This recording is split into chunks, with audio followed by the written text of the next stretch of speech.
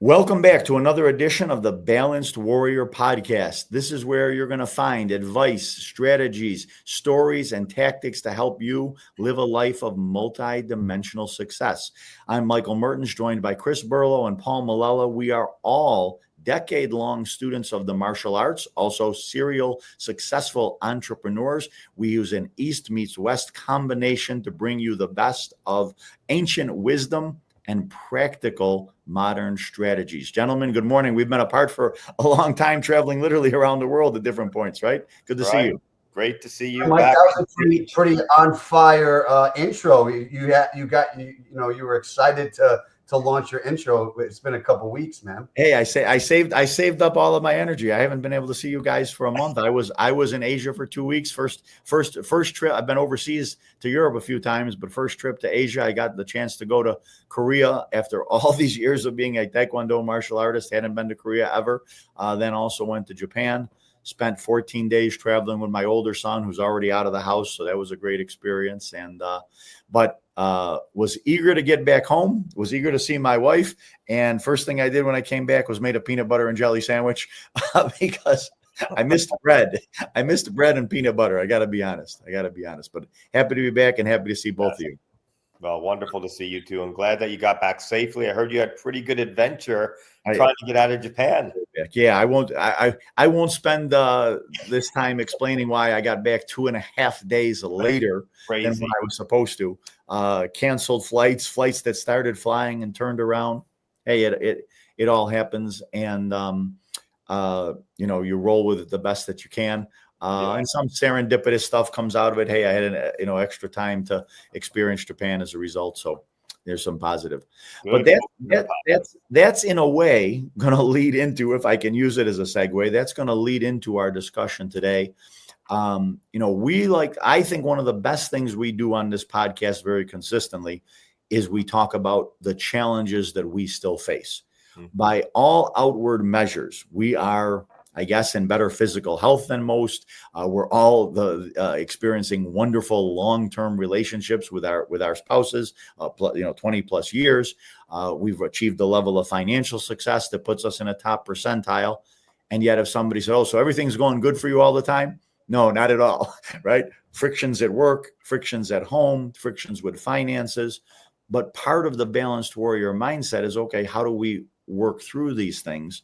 And one of the areas we want to talk to today, and we're going to be talking about, I guess, employees and setting up teams.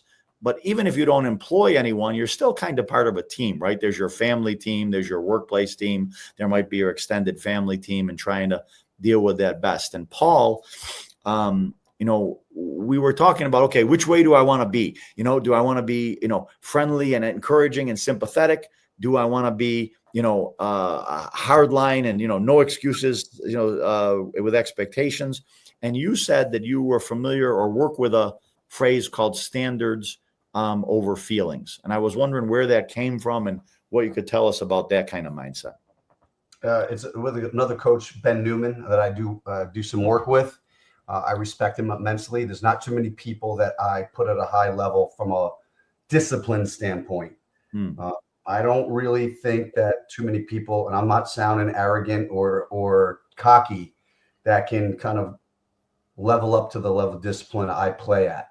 Mm-hmm. I would agree. I believe that this man does. And I did work with him, and he was referred to me by another friend of mine that's a really high level producer.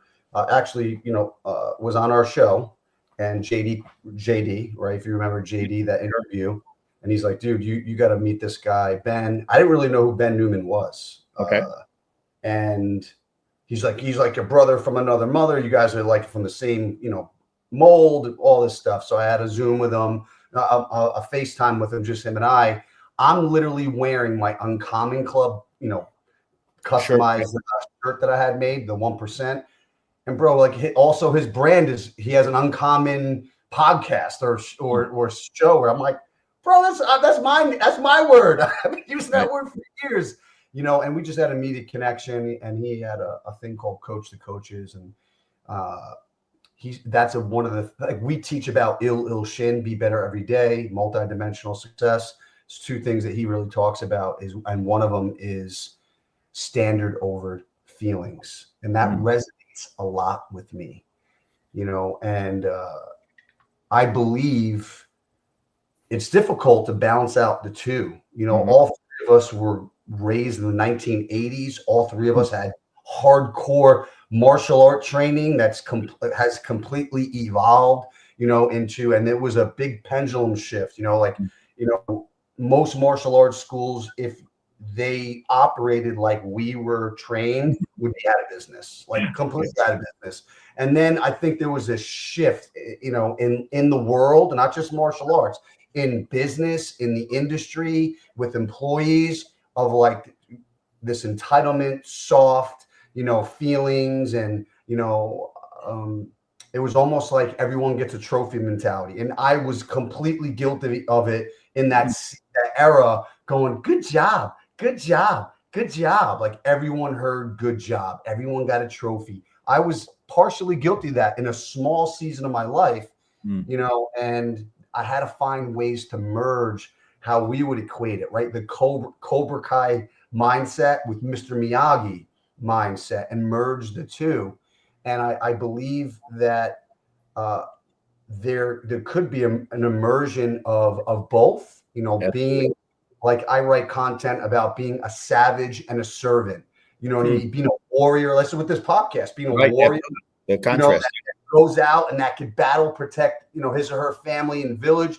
But the samurai was, when they weren't training or protecting their family or their village, what were they doing? They were meditating, doing the softer sides, like in the martial arts, and yang, and there's an immersion between the two.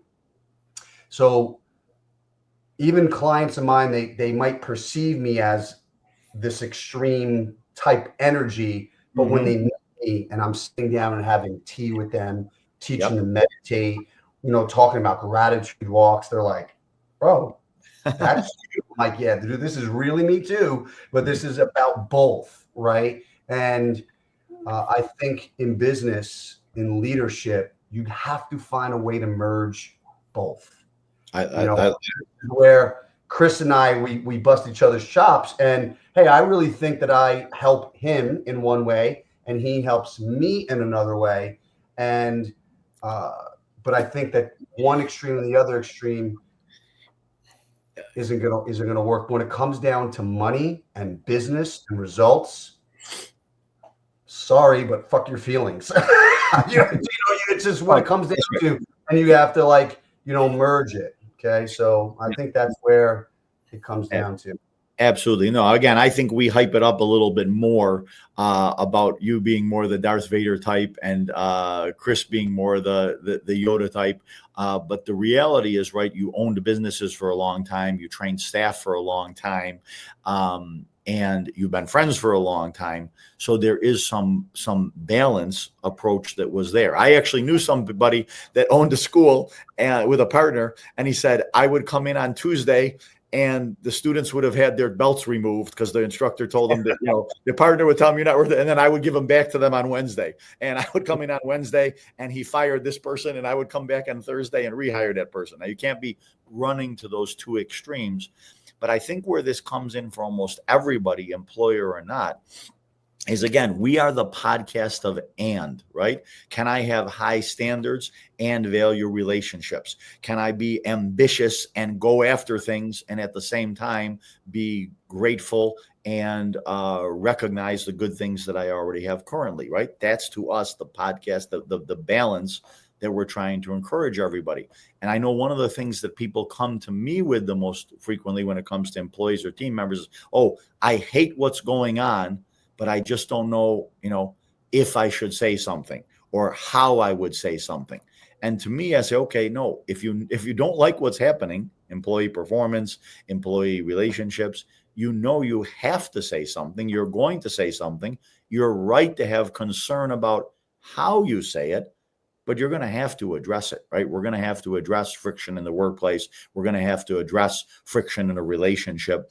And the skill is, okay, yes, I want to maintain the relationship, but change the behavior, right? And so that's where you don't want to be. And Paul is right, and Chris is right. I mean, we haven't had from Chris yet, but in my coming back from Asia, we stayed in some high-end hotels, right? The service was impeccable. The person's attention to us, the person's attentiveness to us, the person's friendliness. I don't know what kind of day they were having before that. Maybe they're having a great day, a bad day, but they showed up at work trying to be that version of themselves. The other day, I walked into a grocery store, bought a pack of mints, and I realized like that the person was barely paying attention to me. Now, this is like a $3 transaction, but there wasn't a smile. There wasn't basically handing me the receipt and then kind of turning to the next person. And I felt devalued on a $2 transaction. They're like, wow, this person doesn't even care about what's going on here. And if somebody was to say, oh, but I don't want to say anything, I don't want to hurt their feelings, I think you're hurting their career, right? That's right. Something else too, right? Is that I've learned is I'm trying never to give advice to staff that I think is just for me, right? So it's not selfish advice. You need to be this way for me and only for me. We're giving advice to people that aren't functioning. Say, hey, in order for this relationship to function better, or in order for us to do better in our business, that's why I need these things. That's where these demands come from. I mean, Chris, you're currently running martial arts schools with multiple staff, multiple locations. Yes. What's your thought on this standards over feelings, since you're positioned as the touchy-feely guy among the most of us? You just wrote content about empathy and compassion. Definitely not a touchy. He was crying on the plane from Korea. I was crying. Did you ever see the movie White Bird? Oh, no. My goodness. I don't care. War Horse, White Bird, okay. Frozen. I get emotional. What am I going to tell you? Got it. Okay. So, but tell us, how does that emotion, right? And I know your schools are, downstate. You charge a fair amount of tuition for a premium service. You got hundreds of clients. You've got, just like I do, mostly teens and 20-year-olds employees. Mm-hmm. People want to say these days, okay, nobody wants to work, or entitlement professional. How are you actually getting your team to get the job done and to meet the standards you have? It's a great question, and it's probably one of the hardest questions that us as any business owner has to answer. I mean, like when you're telling me about that story about like that, $3 transaction and they're not looking in the eye, that's an organizational challenge. Agreed. That's not a person challenge. That means, like you said, those standards are not being met. And to me, that would not be acceptable. And I don't want anybody here to mistake compassion or empathy for weakness. Right? Right. All right there, Coach Paul. Compassion and empathy is not about weakness. I believe compassion and empathy is your ability to look through the other person's eyes, to see their perspective and point of view, and to be able to listen first and respond after. Whenever we have any situation with my staff, with anybody, with children, I will have tea with them. I will have tea. And if it's an important meeting, I will have tea. I had one just 2 days ago with one of my key staff members, and, had some frustration. I said, okay, I'm not going to meet. I said, let's have tea. So we spent 2 hours in tea. They had a boatload of notes, which was wonderful because nothing was missed, but the outcome was extremely positive. There was no finger pointing. There was no this, there was no that. Well, you did this, you did that. You're not doing this, you're not doing that. Because I listened, and I'm happy to listen, because I can't define these standards or hold to the standards until I find out, well, what's their perspective of those standards? Why are they looking at those standards in that way? Maybe the standards need to be upped or go up or down, but why are they looking that way? That's as a result of listening, I can answer empathetically or compassionately, and then circle it back to whatever those standards are. Yeah, there's a lot to unpack there, which is phenomenal. First, even just that 2 hour, and I've had some recent staff meetings, an hour and a half, hour and 45 minutes, circle back, have a second meeting. And I think I brought it out before that in the book, The 5 Dysfunctions of a Team, I really like the phrase by Patrick Lencioni that, hey, employees have a right to be heard. They don't always have a right to get their way, right? Absolutely. Right. Especially we got two different staff members. Hey, we shouldn't do that. Yes, we should do that. Okay. I'm going to make sure everybody feels heard. And sometimes I'll actually ask that question. Okay. Do you feel like you were heard? Do you feel like I understand your perspective? Okay. Then we can move forward from there. And then the second thing is you saying, all right, not only do I feel they've been heard, but okay, are we clear about the standards? Is there room for misinterpretation? That's how we get better at standards, right? In fact, I think that the reason we get better when we operate multiple locations of martial arts schools is because we find how can people screw up the system that we put in place? What's another way to misinterpret or misunderstand it? One of my staff members, we just hired a front desk person. Hey, you're a front desk person. You're also training for sales. He was in the office with another staff member who was doing sales. He stayed in there. The conversation went a little longer. We have a class exchange time when classes are going out and classes are going in. What's one of the most important times for a front desk person to be at the front desk during the class exchange time? But he stayed in the office. I had two options. I could have said, what the heck are you doing? I can't believe that you're doing. Don't you know how? But I said, oh, in case you were wondering how to prioritize your staff, your sales training of watching this person do it and you being at the front desk. In this case, I maybe failed to communicate to you. Yes, you should have got out of the office and you should have been at the front desk during that staff exchange time. And he said, thank you for the clarification, right? So, and clarifying expectations. And as you said, to what level and what degree, I think that's huge in all relationships, right? Clarifying. Absolutely. I agree with you. And I do. I love that Chris does what he does from the tee and he takes the staff hiking. And Mike, how you are very clear in communicating. And when I'm coaching advisors or people that are scaling, before they even onboard people, my recommendation is for them, as they're interviewing potential employees or team members, is to share their overall mission, or what we call the worthy ideal. So every team member knows that your role here, no matter where it is in the game, is supporting this team vision or mission. Kind of like a football team saying our goal is to win the national championship, right?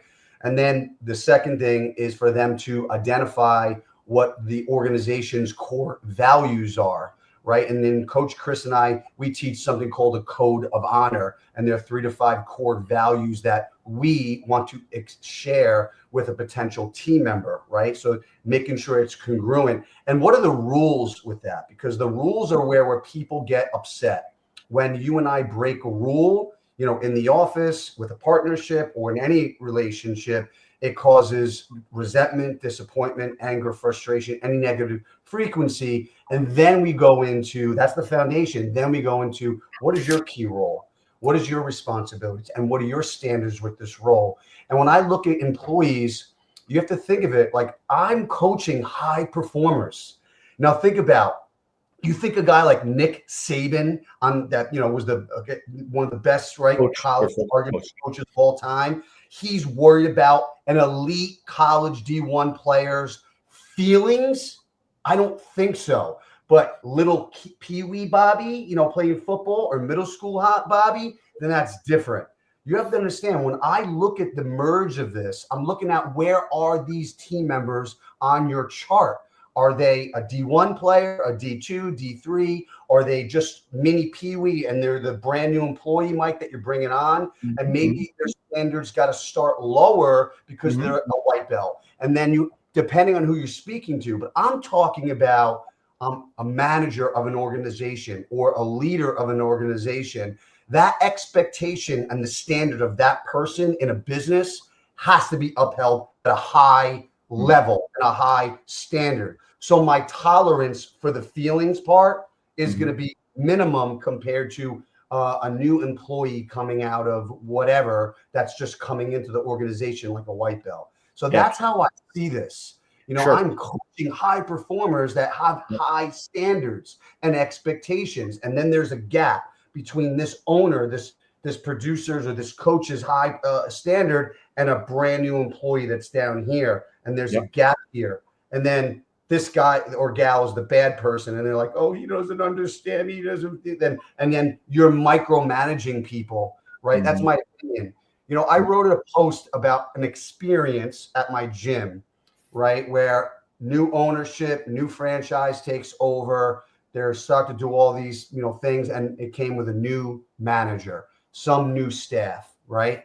Man, I'm at my gym all the time, twice a day. You know, it's, you know, Mount Pleasant, South Carolina it's a big community, but it's a small community. And I'm not like, you know, some kind of celebrity there, but I'm like known, like I'm a mayor, like me and this guy, Pastor Greg, are like always shaking hands, talking to people, right? So I'm always out making friends and being, I think, respectful.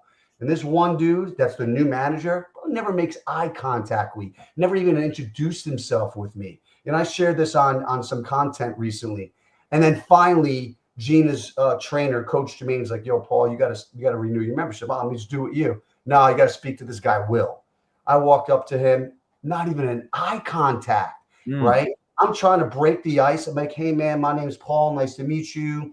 I'm originally from New York. I'm one of those, you know, people that fled the north to come to the south. And making a joke, I go, I'm a low country Guido. And he finally looks at me, goes, no, you're not. And then, have your card? Just like that. Totally transactional. Man, I want to throat punch him just to see how tough he was, but I didn't, obviously. I walked away. To me, that is horrible. And I wrote some content, and I had like, you know, someone that I knew, like another, it was actually an old childhood friend's mom, kind of respond back and comment like, well, you should be more empathetic. You should have more compassion. Like, all right, yes, you're right. But when it comes to business, when it comes to service-based models, right, and you're working with people, you better keep your feelings at home and then raise your standards when you're in a service-based business. When I opened up my business and I had no staff, it was a Thursday night. It's forever ingrained in my mind. And my childhood best friend, Michael Lovers, died in a motorcycle accident, April 18th, 1996. That next day, guess where I had to be? I had to be teaching 5- and 6-year-old kids the next day, wiping tears out of my eye, and jump on that floor and teach class with a smile on my face, high-fiving all these kids. That's because I had high standards even back then. My feelings had to go on a standstill to raise my level to service those kids and those families. That is high standards. That's what I'm talking about here. Yep. No, and there's nothing that I heard in there that I disagree with, including the way that you led into it, which was, okay, hey, the standards have to match with the person, you know, where they're at. And actually, there's a phrase that I'm aware of. Everyone, I think we brought it up before, that there's, you know, okay, we could say different strokes for different folks, right? Meaning, okay, we're going to teach white belt kids, or we're going to work with a new employee with a little bit more sensitivity or a little bit more patience than someone who's an elite performer in our organization, whether it's an athlete or a high-level salesperson. But there's also different strokes for different folks at different times because of the skill set. The gentleman that I mentioned that made the error of where he should be yesterday also is a third-degree black belt. So he's been with us for 12 years as a martial artist, but he's been with us for 2 weeks as a front desk person. I can't automatically map over and say, hey, you're an elite performer in this area. You should also automatically be an elite performer in this area. If I start playing golf, which I'm thinking about, I assume I'm going to suck. I've got 42 years of martial arts experience, but if I've got 1 day of golf experience, I hope that I work with someone who doesn't say, hey, what kind of elite athlete are you? Well, I'm an elite athlete at kicking and punching people, not at hitting a little ball, you know? And so I'd like them to be patient and encouraging with me.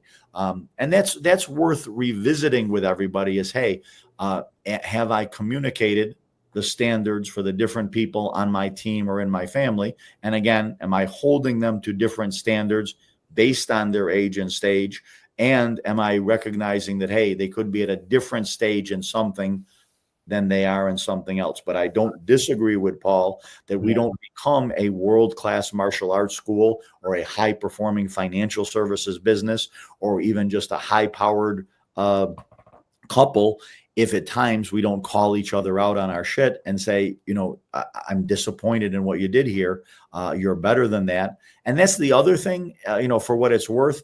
I think when you hold people up to a standard and you hold people up to an expectation greater than themselves or beyond themselves, then we get a little bit away from the guilt and shaming, right? So again, to me, it's absolutely different for me to say, you're an idiot, you're stupid, you can't cut this, do you think you can cut this job? Do you think you belong here to whatever? That to me is insulting. It's demeaning. Me saying, I'm disappointed. I thought based on the training we went through on this, I thought based on the experience that you had, I thought based on the planning that we did, the outcome should have been better for this. We're allowed to have a little bit of bad feelings. Hey, I have bad feelings when I underperformed as a fighter, or when my business or my presentation underperforms. We had a great convention this year. I was on stage in front of 200 people. People told me, well, I'm kicking myself over one word. I literally said one word a little differently than I meant to, or emphasized a little bit more. And I'm like, I'm not going to let myself make that kind of mistake anymore. I spoke thousands of words during the presentation. I think that makes me an elite performer, to be a little bit upset at myself and over my performance, but it doesn't take me down the path of, oh, and I really suck and I shouldn't be doing this and I don't deserve to be doing it. So I want to go back to Big Softy Chris. It is not really, but how do you put the positive pressure on someone that's made a mistake or underperformed, right? Let's say they really did do it. They dropped the ball. They didn't do what they were supposed to do, the way where they were supposed to do it, to the standards that you wanted. How do you find that balancing of act of making them reflect on and go, yeah, I really messed up, sir. I'm sorry about that. And it won't be happening again. We want that to happen. We want that to happen in our business, that employee recognizes they made a mistake and things should change. Or if we're parenting our teen, right, and say, hey, you screwed up here. I love you unconditionally, but I don't love what you did, and that can't happen again. We've had these conversations. You've got the most kids of all of us. Yeah, that's true. Well, a couple of things. First of all, again, everything that you're all saying, we're all in complete agreement, just maybe a couple of different tweaks of perspective. I take responsibility for their mistakes. I take responsibility. Somebody makes a mistake. I don't let them off the hook, but I'll say, I am sorry. I should have done better. I should have trained you more. So I'll take responsibility. However, this behavior ABC is something we need to address and change. That does a couple of things. Number one, it protects their confidence a little bit, hopefully, because in your heart of hearts, unless you are completely like out there on left field, you know when you screwed up.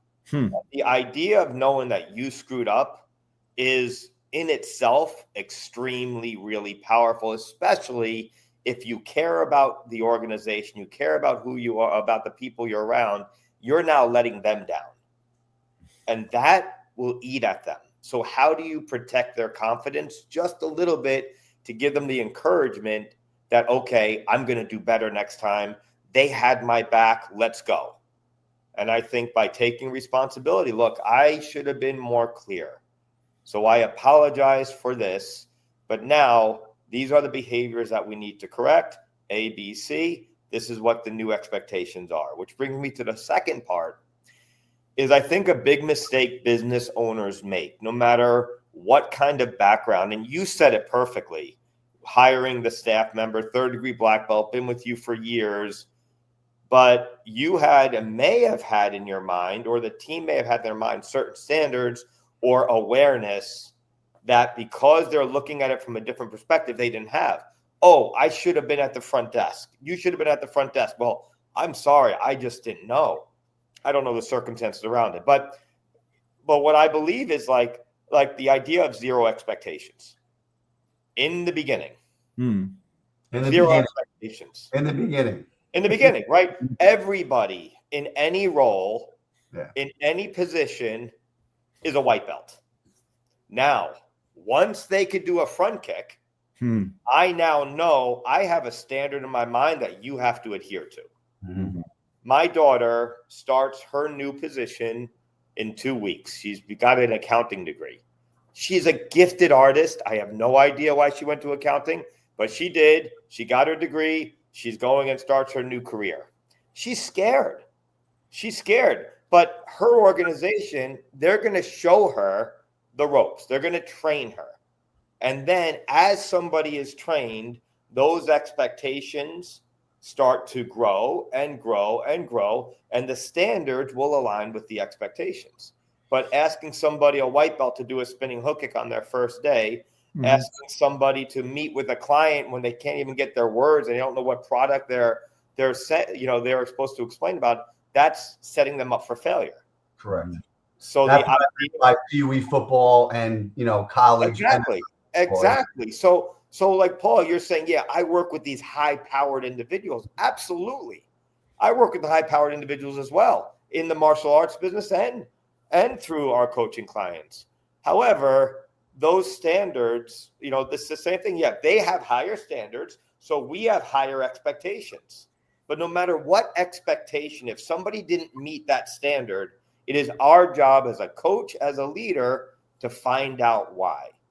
Explain to me. And you do this magically, Coach Paul. I know you do. So you are much more empathetic than you're giving yourself credit for. Yeah. Because you will look through the eyes of your clients. I think we should call him Softy Paul. No, but you will look through the eyes of my brand, bro. That's right. You will look through the eyes of your clients to see what's going on, and you're going to answer accordingly to see, all right, well, why didn't you meet the expectations and adhere to your standards? And Mike, you as a leader will do the same. You coach and mentor hundreds of Taekwondo professionals. They are all not meeting the standards that you want. You will say, well, what's going on? You're going to listen first, and then you're going, so we all do it. Yeah. I just get emotional on those sensitive movies. It's okay. we're all in agreement. And I think we're all given a different perspective and style. Yeah. Anyone watching or listening, I'm sure one or two or three of us will resonate. And our goal, right, in this is to bridge these things together and make other people better. And I think one of the things that I failed to do early on in my career is explain, and I did. I've gotten better because of Chris to listen, to sit down, and I used to take, people on hikes and tea. I copycatted his formula because he was good at it, right? So I would always take a little bit of Chris into my personality, which really helped me be more empathetic. But Tony Robbins says the good leaders understands and appreciates other people's worlds. And I really had to work on that, as an entrepreneur and as a leader and as a coach to get better at that. And I do. I listen, I process, I give advice. But then what I do is now it's time to rise. Now it's time to elevate. But here's the reason why.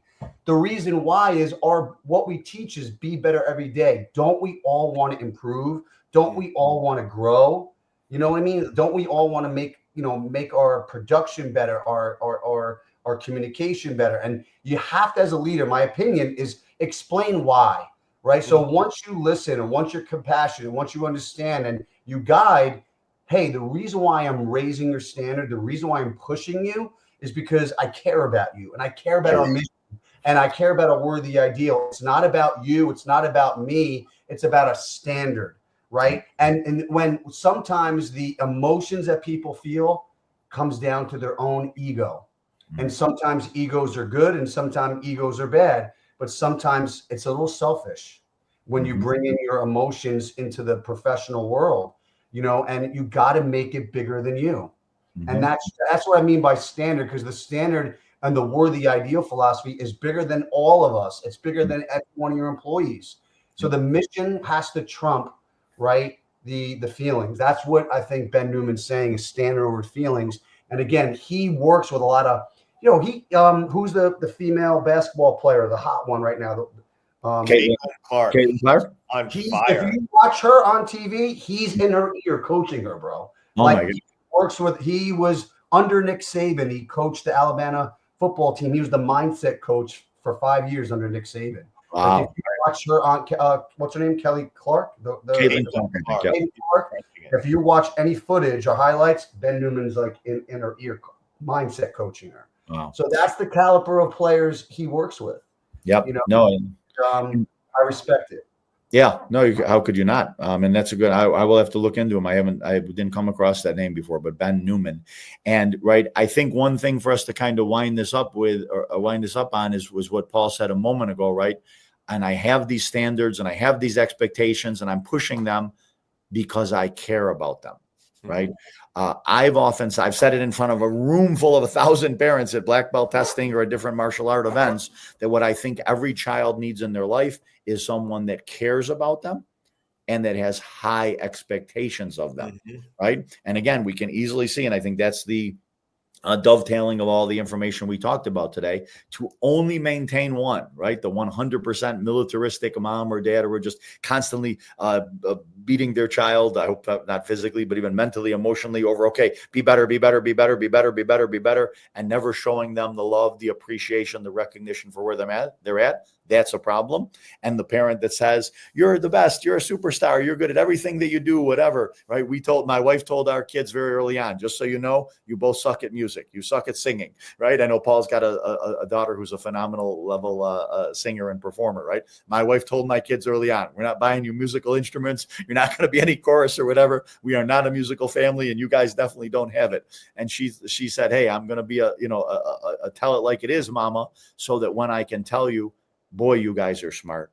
Boy, you guys are good at writing. Boy, you guys are good at public speaking. Know that I'm telling you the truth about that. So through all of this, to me, I made a little note to myself that, hey, people may be surprised, but it seems when it comes to having great enduring results, that consistency is very important. Paul talked about discipline.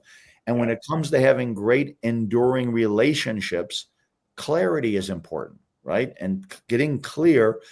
Yeah, that wasn't good enough. These are the expectations and that wasn't good enough, but it wasn't good enough, not because I hate you. It wasn't good enough because I expect more of you and I know you're capable of more.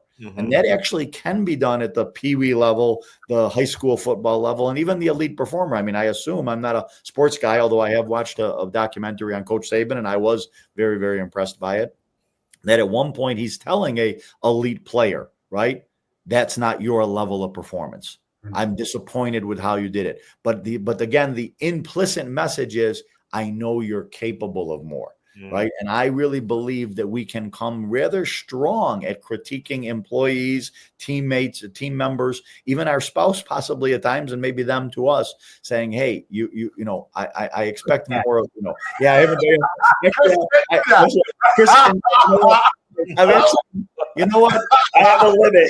We only have 2 minutes. We only have 2 minutes left, but I'm going to go. You know what? On that one, I was full of shit. I'm just happy, Mike. You said shit twice on the podcast today. See, I must have relaxed my standards as I love it. Away over time, right? I would say, you know what? Follow 99% of our advice. Critiquing your spouse on your expectations of them, maybe not so much. At least Paul and I both happen to be married to hot-tempered Italian women. I don't know Chris. I don't know what hot-tempered Swedish lady. Okay. So, sorry.